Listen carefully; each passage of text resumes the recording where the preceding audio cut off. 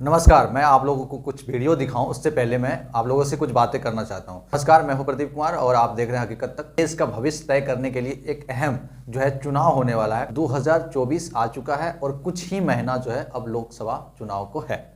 इस बीच जो है जोरों शोरों से आप ट्विटर खोल दीजिए, सोशल मीडिया प्लेटफॉर्म खोल लीजिए, बहुत जगह जो है ईवीएम हैकिंग का जो है सबूत आ रहा है। बहुत जगह जो है प्रूफ करके दिखाया जा रहा है कि देखिए ईवीएम हैकिंग हो सकती है। इसी बीच मैं आप लोगों को कुछ वीडियो दिखाना चाहता हूं, वो वीडियो आप देखिए। अमेरिका के चुनाव आयोग ने देश और दुनिया के हैकरों को जमाकर उनसे ईवीएम को हैक करने के लिए कहा। चुनाव आयोग ने जैसे ही हैकरों को निमंत्रण भेजा, कई हैकर्स पहुंच गए और ईवीएम की सरेआम इज्जत लुट गई। एक हैकर ने तो अमेरिका के चुनाव आयोग के अधिकारियों को चक्कर घिन्नी की तरह नचा दिया, जब उन हैकरों में से एक हैकर ने ईवीएम को एक जोक बॉक्स में बदल दिया, जिससे उसने गाना बजा दिया, जिसे देखकर सब चौंक गए। कई हैकरों ने चुनाव आयोग की चिंता उस वक्त बढ़ा दी जब उसने ईवीएम में दिए गए वोटों को बदल दिया।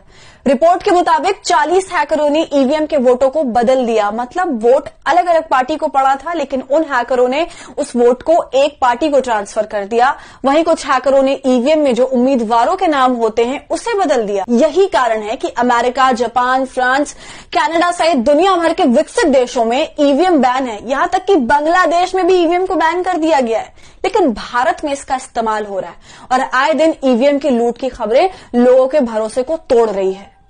यही नहीं, और वीडियो देखिए। जो मैं वीडियो आप लोगों को दिखाना चाहता हूं, हकीकत क्या है वो आप तक पहुंचे और क्या ईवीएम में गड़बड़ी हो सकती है, नहीं हो सकती है, ये सारे वीडियो देखने के बाद जो है आप जज करके खुद बताइए। पूरा वीडियो देखिए और बने रहिए। नमस्कार दोस्तों, 3 राज्यों के चुनावों में बीजेपी को मिली जीत के बाद सुप्रीम कोर्ट के वरिष्ठ वकील नरेंद्र नाथ मिश्रा जी को कुछ ऐसे सबूत मिले हैं जिनसे साबित होता है कि ईवीएम से धांधली हुई है और इसीलिए वकील साहब ने सीजेआई चंद्रचूड़ का दरवाजा खटखटाया है। अदालत केस सुनने को तैयार भी हो गई है। वकील साहब का दावा है, तो पहले वोटर को देख सकते हैं आप। पहले वोटर को वीवीपैट ने केले का कागज का पर्चा प्रिंट करके दिखाया। कागज का पर्चा देखा, उसे संतुष्टि हो गई, वो कंप्लेन नहीं करेगा, आगे निकल गया। अब दूसरा वोटर आता है, वीवीपैट के सामने खड़ा रहता है, यहाँ कुछ नहीं दिखा उसको, उसने केले को वोट दिया और वीवीपैट ने भी उसके कागज का पर्चा छापा और वो पर्चा है केला, आप देख सकते हैं। तो दूसरा वोटर भी कंप्लेन नहीं करने वाला। तो अब मैं आपसे पूछूंगा कि ये वीवीपैट में से सेब के पर्चे कितने निकलेंगे, तो आप कहेंगे 0, क्योंकि एक भी वोटर ने एप्पल को तो वोट दिया नहीं था। और केले के पर्चे कितने निकलेंगे, आप कहेंगे 2। तो आप देखिए वीवीपैट में कौन सा पर्चा कितना है, देखिए। तो वीवीपैट में केले का एक पर्चा है और सेब का एक पर्चा है। लेकिन ये कैसे हुआ? पहले वोटर ने केले को वोट दिया था, उसने केला देखा था। दूसरे वोटर ने भी केले को वोट दिया, उसने भी केले का पर्चा देखा था। तो 2 केले के पर्चे आने चाहिए थे, लेकिन केले का पर्चा सिर्फ एक आया और एक सेब का पर्चा आया। तो ये डेमो मैं एक बार फिर से दिखाता हूँ आपको। देखो, इसमें मेरी हाथ की सफाई नहीं है, प्रोग्राम की सफाई है। मैं यदि यहाँ से निकल जाऊँ और दूसरा आम आदमी आके डेमो करेगा तो भी इसको मैनिपुलेशन दिखेगा। और ये मेरा प्रोग्राम आप भारत के 10 लाख वीवीपैट में डाल दो, पहले से ही डाला हुआ है, तो 10 लाख वीवीपैट आपको ये कमाल करके दिखाएंगे। तो फिर से मैं वोट देता हूं केले को। तो आप देखिए कांच के आर पार आपको क्या दिखा। आपको पहले वोटर को केला दिखा, 6 सेकंड तक लाइट जली, उसको संतुष्टि हो गई, वो आगे निकल गया। अब दूसरा वोटर खड़ा है, अब वो दूसरा वोटर मानो केले को वोट देता है। तो वीवीपैट ने कागज का पर्चा छापा, लाइट करके दिखाया, कागज का पर्चा केले का ही है। तो दूसरा वोटर भी कंप्लेन नहीं करेगा। तो इसमें से 2 केले के पर्चे निकलने चाहिए थे, लेकिन आप देखिए कौन सा पर्चा निकलते हैं। केले का सिर्फ एक निकला, एक एप्पल का। तो ये जादू कैसे हुआ? ये पुराना वीवीपैट है, जून 2017 के पहले का। इसमें आप देख सकते हैं कांच का रंग सफेद है, आर पार दिखे वैसा सामान्य कांच है, कलरलेस ट्रांसपेरेंट। और ये वीवीपैट जून 2017 के बाद का, उसमें कांच का रंग काला है और आगे से आईना है। ये मैं फोटो ले रहा था तो लाइट चालू थी। तो अगर ये साबित हो जाता है कि धांधली हुई है तो क्या सरकार गिर सकती है? मौजूदा सरकार इस वक्त मध्य प्रदेश में जो है, ये तीनों राज्यों की सरकार तुरंत इमीडिएट उसी समय पर, जो मेरी प्रेयर है, ऑर्डर फॉर रिकॉल्स मैंने बोला हुआ है, रिक्वेस्ट में मेरी फर्स्ट प्रेयर है।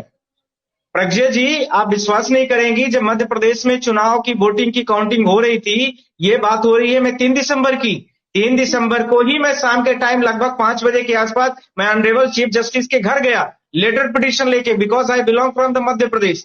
तो हमें वहां के बारे में बहुत सारी चीजों का इश्यूज था।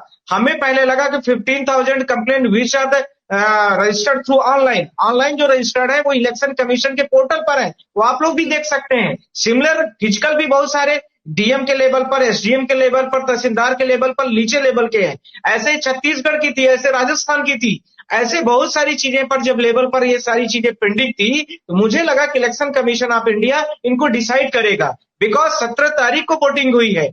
आप 3 दिसंबर तक यानी लगभग 15 days had been already pass. आप 15 दिन तक आपने कुछ नहीं किया। आज में आपने तो उस कंप्लेन को डिसाइड किए, न तो आपने उसमें कोई टेकन एक्शन लिया। तो बहुत सारे लगभग 20 पोलिंग के आसपास 1000 वोट के आसपास में थी मार्जिन पर, जिनमें 1500 कहीं पर 400 कहीं पर 300। मध्य प्रदेश की एक रीवा जिला है, आप जानती भी होंगी, एक विधानसभा पर वहां पर 400-500 की वोटिंग मार्जिन थी। कई जगह पर ऐसे विधानसभा लेवल पर आए। तो मेरा मतलब था ऐसे ही सिमिलर कुछ ऐसे कैंडिडेट भी पाए गए जिनको सिंगल वोट नहीं मिली है। देखिए इस वीडियो में कैसे प्रज्ञा मिश्रा के साथ जो है एक वकील कह रहा है कि मध्य प्रदेश में मेरे पास सबूत है कि मध्य प्रदेश में जो है ईवीएम हैकिंग हुआ है, ईवीएम से घोटाला हुआ है, जिसके बाद ये सरकार बनी है बीजेपी का। यानी कि इस तरह से कई बार इस तरह से कई सबूत जो है लगातार आते जा रहा है। कई बार आप देख चुके होंगे, आप सोशल मीडिया प्लेटफॉर्म खोल के देख लीजिए, ट्विटर खोल के देख लीजिए, यूट्यूब खोल के देख लीजिए। तो अब मेरा मेन मोटो ये है, मैं बताने के लिए ये आया हूँ कि क्या अगर 2024 में ईवीएम हैकिंग का प्रॉब्लम चलता रहा तो विपक्ष को वोट देने का कोई फायदा हमारा आपका नहीं होगा। ये कहीं ना कहीं लोकतंत्र की हत्या हो रहा है और कहीं ना कहीं ये विपक्ष का हार नहीं है, ये जनता का हार है, ये लोकतंत्र का हार है, ये जो है एक इंसानियत का हार है।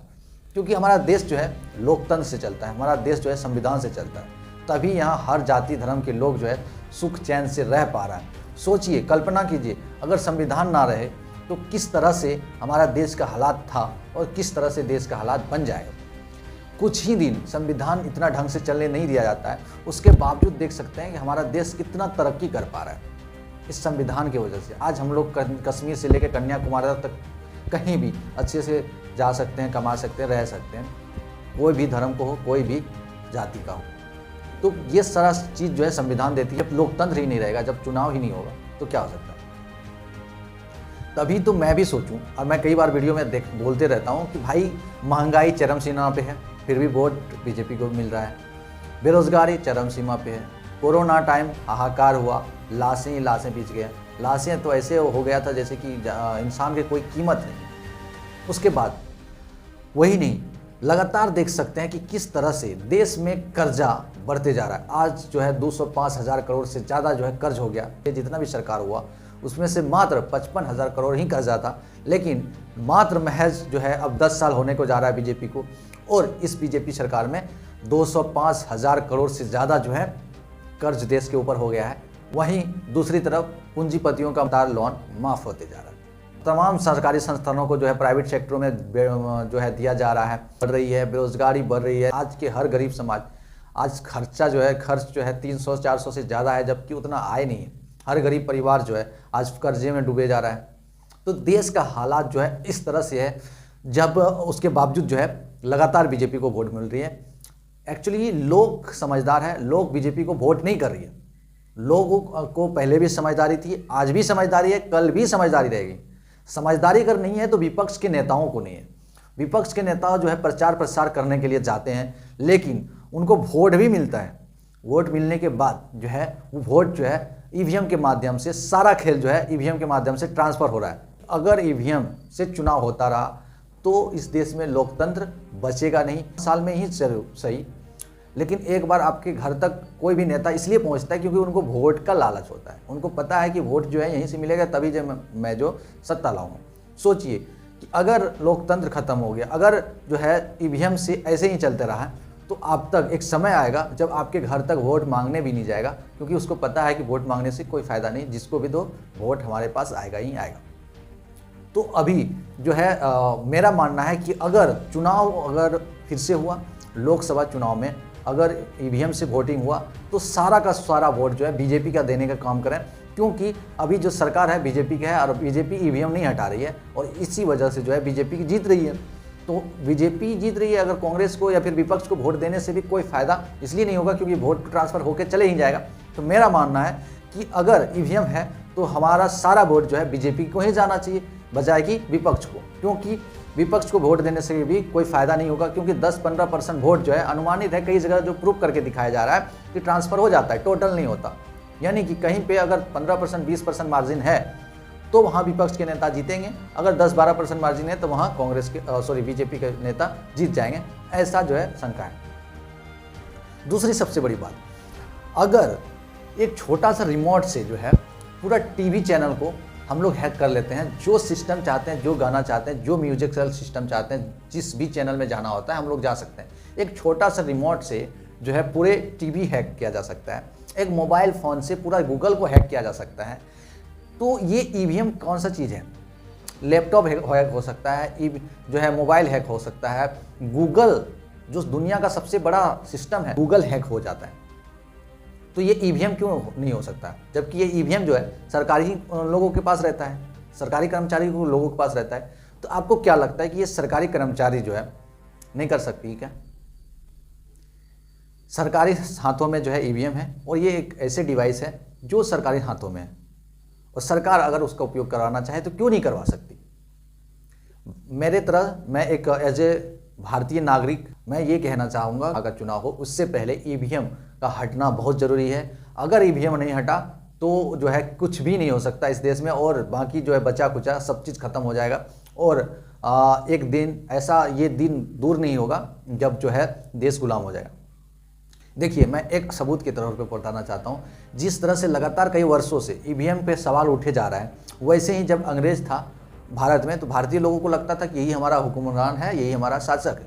लेकिन जैसे जैसे लोग जो है जागृत हुए उसको पता चला कि विदेशी है। ऐसे ही जैसे जैसे लोगों को पता चल रहा है कि ईवीएम जो है हमारे खिलाफ काम कर रहा है, ये जो है सच्चा नहीं है, ये जो है बेईमानी करता है, तो ईवीएम के थ्रू के खिलाफ जो है लगातार लोग उठते जा रहा है। और जितना आप देर करेंगे आपके हाथों से उतना ही चीज़ जो है आपके हाथों से निकल जाएगा और निकल के जो है कुछ ही लोगों के हाथों में रह जाएगा। तो जल्दी उठिए, जल्दी खड़ा होइए। 2024 तो आ ही चुका है, अब लोकसभा चुनाव कुछ ही दिन बचा है। तो सबको जो है सबसे पहले चुनाव जो जीते हमें उससे कोई दिक्कत नहीं, लेकिन लोकतंत्र को बचाने के लिए ईवीएम को हटाना ज़रूरी है। ईवीएम हटाओ, देश बचाओ। जय हिंद, जय भारत।